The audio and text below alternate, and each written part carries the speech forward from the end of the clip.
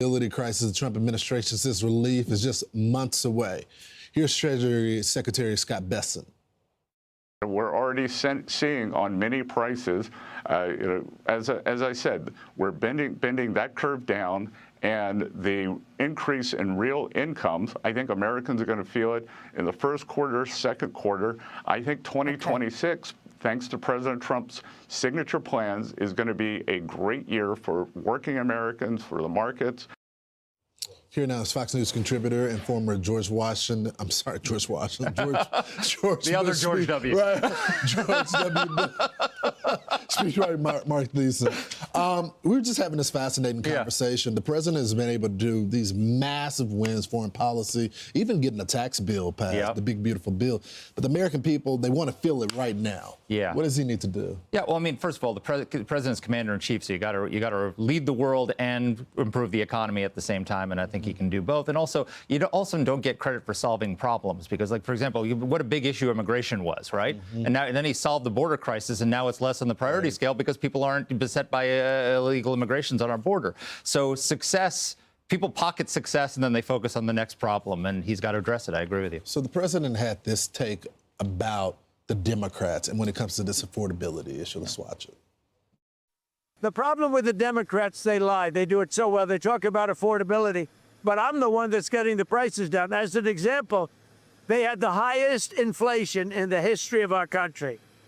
I have it down now to a normal level, and it's going down further. Thank you very much, everybody.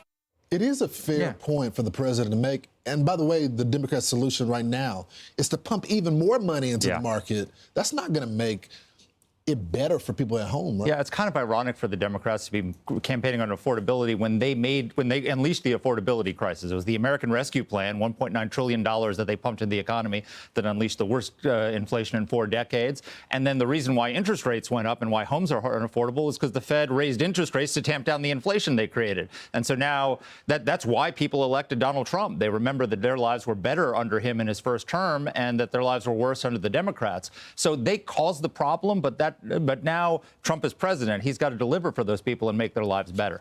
So we're already set for the midterms now. Yeah. You know, we go from one election to the next one. And one of the conversations that continues to be talked about is the conversation about men. Dave Portnoy talks about why he left the Democratic Party. Let's watch it. My nutshell is generally they were very anti-normal guys. The white guy, and this sounds, but was the bad guy, became the bad guy.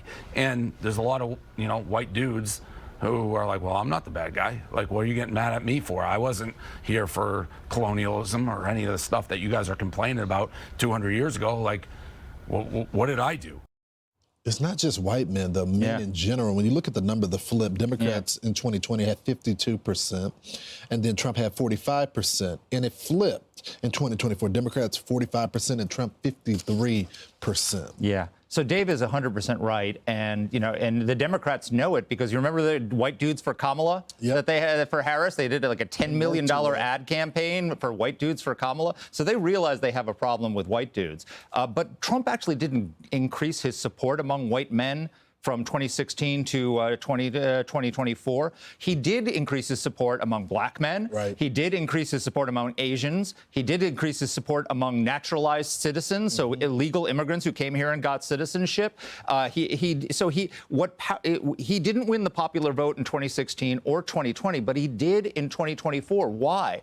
Because of increase in support among minorities. Right. So we're absolutely right that the white dudes are going to be with Trump, but what made him president this time was the fact that black dudes voted for him and Asian dudes voted for him and Hispanic dudes voted for him. He made great gains in Hispanics. So we need to keep that coalition, but we need to the path to expanding it is to expand it to minorities. And I think the president has to stay in the zone for what he did on the campaign trail. He was the garbage truck president. Yep. He was the McDonald's worker president. He was the barbershop president that went to all of these places. Absolutely. Got to stay right in there, Marc.